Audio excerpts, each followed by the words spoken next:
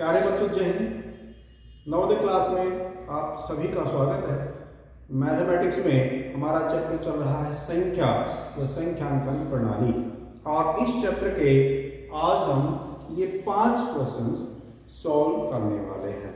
तो हमारा first question है, 7 विभिन्न अंकों से बनी न्यूनतम संख्या तथा 6 विभिन्न अंकों से बनी अधिकतम संख्या का अंतर क्या होगा। तो प्यारे बच्चों, जब भी हम किसी सवाल को हल करते हैं तो उससे पहले हमें उस सवाल को बड़े ध्यान से पढ़ना चाहिए और उस सवाल में दिए गए एक एक शब्द के अर्थ को अच्छी तरह से समझ लेना चाहिए। तो 7 विभिन्न अंकों से बनी, इसका मतलब जो संख्या हमने बनानी है उसमें 7 अंक होने चाहिए, और विभिन्न का मतलब वो 7 अंक अलग अलग होने चाहिए, अर्थात किसी भी अंक की पुनरावृत्ति नहीं होनी चाहिए, और उन 7 अंकों से बनने वाली वह संख्या न्यूनतम संख्या होनी चाहिए, अर्थात सबसे छोटी संख्या वो होनी चाहिए। इसके बाद में अगली संख्या 6 विभिन्न अंकों से बनी हुई, अर्थात उस संख्या में 6 अंक होने चाहिए, और विभिन्न अर्थात वो 6 अंक अलग अलग होने चाहिए, किसी भी अंक की पुनरावृत्ति नहीं होनी चाहिए, और उन 6 अंकों से बनी हुई वह अधिकतम संख्या अर्थात बड़ी से बड़ी संख्या भी होनी चाहिए। और फिर ये जो 2 संख्याएं हैं इनका अंतर हमें ज्ञात करना है। तो हम सबसे पहले जानते हैं कि हमारे पास 0 से लेकर 9 तक कुल 10 अंक होते हैं, और क्योंकि हमें न्यूनतम संख्या बनानी है अर्थात सबसे छोटी संख्या बनानी है, तो उन 10 अंकों में से सबसे छोटे 7 अंकों का हम प्रयोग करेंगे, जो कि हैं 0, 1, 2, 3, 4, 5 और 6। इन 7 अंकों का प्रयोग करते हुए हम सबसे छोटी संख्या बनाएंगे। तो प्यारे बच्चों, आप सब जानते हो कि सबसे छोटी संख्या बनाने के लिए हम सबसे पहले सबसे छोटे अंक का प्रयोग करते हैं, और हमारे पास इन 7 अंकों में सबसे छोटा अंक है 0। लेकिन किसी भी संख्या में हम सबसे पहले 0 का प्रयोग नहीं कर सकते, क्योंकि यदि हम सबसे पहले 0 का प्रयोग करेंगे किसी संख्या में तो 0 का कोई महत्व नहीं होगा। तो 0 को छोड़कर इन बाकी अंकों में जो सबसे छोटा अंक है उस अंक का हम सबसे पहले प्रयोग करेंगे, अर्थात पहले हम 1 का प्रयोग करेंगे, इसके बाद में 0 लिखेंगे, और अब जो बच गए अंक हमारे, उन अंकों में सबसे छोटा अंक 2, इसके बाद जो अंक बचे उनमें सबसे छोटा अंक 3, इसके बाद में जो 3 अंक बचे उनमें सबसे छोटा अंक 4, और फिर 5, और अंत में हमारे पास सबसे बड़ा अंक बचेगा 6। इस प्रकार ये जो हमारी संख्या बनी, ये 7 अंकों की सबसे छोटी संख्या होगी। इसी प्रकार अब हम 6 अंकों से बनने वाली अधिकतम संख्या निकालेंगे, ज्ञात करेंगे। तो क्योंकि हमें अधिकतम संख्या चाहिए तो हम पहले 6 सबसे बड़े अंकों का प्रयोग करेंगे। सबसे बड़ा अंक हमारे पास 9 होता है, उसके बाद में 8, 7, 6, 5 और 4, अर्थात ये जो अंक हैं ये हमारे पास सबसे बड़े 6 अंक हैं, और इन्हीं का प्रयोग करते हुए हमें सबसे बड़ी संख्या अर्थात अधिकतम संख्या बनानी है। तो जब भी हम बड़ी संख्या बनाएंगे तो हम सबसे पहले सबसे बड़े अंक का प्रयोग करेंगे। तो हमारे पास यहां सबसे बड़ा अंक 9 है, और 9 को सबसे पहले लिखेंगे, इसके बाद में जो अंक बचे हमारे उनमें सबसे बड़ा अंक है 8, फिर जो बचे 4 अंक उनमें सबसे बड़ा अंक 7, उसके बाद में 6, उसके बाद 5 और आखिर में सबसे छोटा अंक बच गया हमारे पास 4। इस प्रकार हमारी सबसे इन अंकों से बनने वाली सबसे बड़ी संख्या ये होगी। अब हमने 7 अंकों से मिलकर बनने वाली सबसे छोटी संख्या और 6 अंकों से मिलकर बनने वाली सबसे बड़ी संख्या प्राप्त कर ली है। इसके बाद में हमने इन दोनों संख्याओं का अंतर निकालना है। तो अंतर निकालेंगे तो हम कैसे निकालेंगे? घटा करके निकालेंगे। तो सबसे पहले हम ऊपर बड़ी संख्या लिखेंगे, क्योंकि इसमें 7 अंक हैं। जिस संख्या में ज्यादा अंक होते हैं वो संख्या बड़ी होती है, और जिस संख्या में कम अंक होते हैं वो संख्या छोटी होती है। तो हम इस संख्या में से इस संख्या को घटा देंगे और वही हमारा इस सवाल का उत्तर भी होगा। तो प्यारे बच्चों, इस प्रकार हम 7 विभिन्न अंकों से बनी न्यूनतम संख्या और 6 विभिन्न अंकों से बनी अधिकतम संख्या का अंतर प्राप्त कर सकते हैं।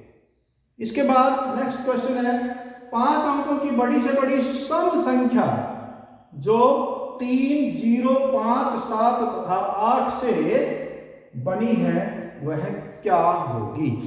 तो प्यारे बच्चों, हम जानते हैं कि उस संख्या में हमें 5 अंक चाहिए और पांचों अंक हमारे पास दिए हुए हैं और वो संख्या बड़ी से बड़ी होनी चाहिए। इसका मतलब हम सबसे पहले दिए गए अंकों में सबसे बड़ा अंक लिखेंगे।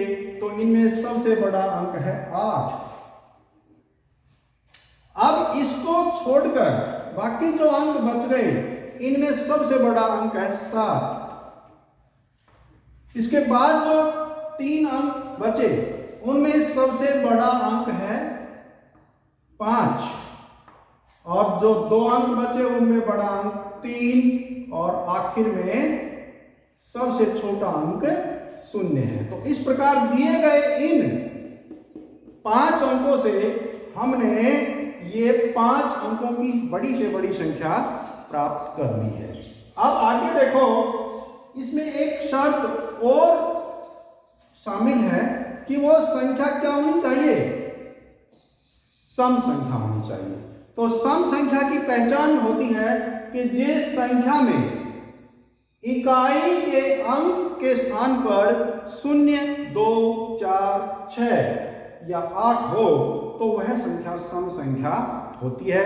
इस प्रकार जो ये हमने दिए गए 5 अंकों से जो संख्या बनाई वो हमारी दिए गए 5 अंकों से बनी हुई सबसे बड़ी सम संख्या भी होगी और यही हमारा उत्तर भी होगा। लेकिन अगर ये जो संख्या है हमारी, ये संख्या यहां इकाई के स्थान पर 1, 3, 5, 7 या 9 में से कोई अंक आ जाता तो वह संख्या सम संख्या नहीं होती। तो फिर हम अंकों को आपस में बदलकर इसको सम संख्या बनाते। तो इसके बाद में हमारा अगला सवाल है, 1 से 25 तक की संख्याओं का योगफल क्या होगा? यहां पर 1 से 25 तक और संख्या दे रखा है। इसका मतलब यहां पर सम या विषम जैसी कोई शर्त नहीं दी गई है। तो हम समझेंगे कि 1 से लेकर 25 तक सभी प्राकृत संख्याओं का योगफल क्या होगा? तो प्यारे बच्चों, जब प्राकृत संख्याओं का योगफल निकालना हो और वो भी 1 से शुरू होनी चाहिए, तो हमारे पास इसके लिए एक सूत्र होता है, n × n = 1 और डिवाइडेड बाई 2। इस सूत्र को हमें समझना है। यहां पर n क्या चीज है? तो n है कि कितनी संख्याएं जिनका हमें योगफल करना है, तो वो कितनी संख्याएं हैं? 25। 1 से लेकर 25 तक 25 संख्याएं हो गई। तो यहां पर हमारा n जो है वो 25 होगा। तो ये जो हमारा सूत्र है, इसमें जहां जहां भी n का प्रयोग हुआ है वहां पर हमें 25 रखना है। तो सबसे पहले हम 25 लिखेंगे, ब्रैकेट शुरू, आगे फिर n है तो n की जगह हम 25 लिखेंगे, आगे जमा 1 और डिवाइडेड बाई 2 अर्थात 2 से भाग कर देंगे। अब इसको आगे फिर हल करेंगे। तो पहले ब्रैकेट हल करेंगे, तो ब्रैकेट के अंदर क्या है? 25 जमा 1, 25 जमा 1 कितने होते हैं? 26। और देखो, किसी संख्या और ब्रैकेट के बीच में जब कोई भी साइन नहीं होता है तो वहां पर गुणा का साइन होता है, अर्थात ये यहां पर हम गुणा कर देंगे। और ब्रैकेट में हमारे पास 25 जमा 1 था तो ये हमारे पास हो गया 26 और डिवाइडेड बाय 2, यानी कि 25 और 26 की गुणा करके उसको 2 से भाग कर देंगे। तो 25 और 26 की गुणा करेंगे तो 25 छिक्का 150, 80 15 और 25 दूनी 50 और 15 65 और इसको 2 से भाग कर देंगे तो हमारे पास आएगा 2 3 6, 2 दूनी 4 और 2 5 10। इस प्रकार हमें प्राप्त हुआ 325 और यही इस सवाल का उत्तर भी होगा, अर्थात 1 से 25 तक सभी प्राकृत संख्याओं का योगफल 325 होगा। इसके बाद अगला सवाल है, छोटी से छोटी विषम संख्या जो 1, 0, 3, 4 तथा 5 से बनाई जा सकती है वह क्या होगी? तो यहां हमें दिए हुए हैं 5 अंक और इन 5 अंकों से हमें संख्या बनानी है, छोटी से छोटी होनी चाहिए और वो विषम भी होनी चाहिए।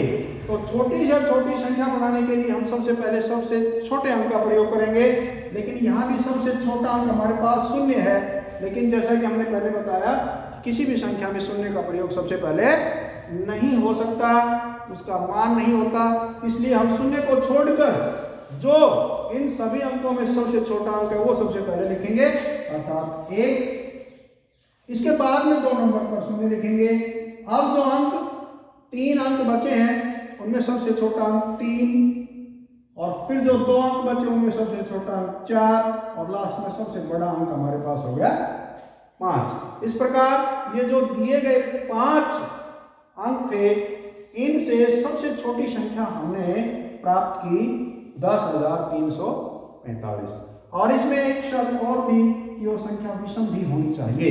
तो विषम संख्या की पहचान हम इकाई के अंक को देखकर कर सकते हैं। किसी भी संख्या का इकाई का अंक 1, 3, 5, 7 या 9 में से कोई हो तो वह संख्या विषम संख्या होगी। इस प्रकार दिए गए 5 अंकों से, इन 5 अंकों से ये जो संख्या है ये सबसे छोटी भी है और क्योंकि इकाई का अंक 5 है, इस प्रकार ये संख्या विषम संख्या भी होगी, अर्थात हमारा उत्तर होगा 10,345।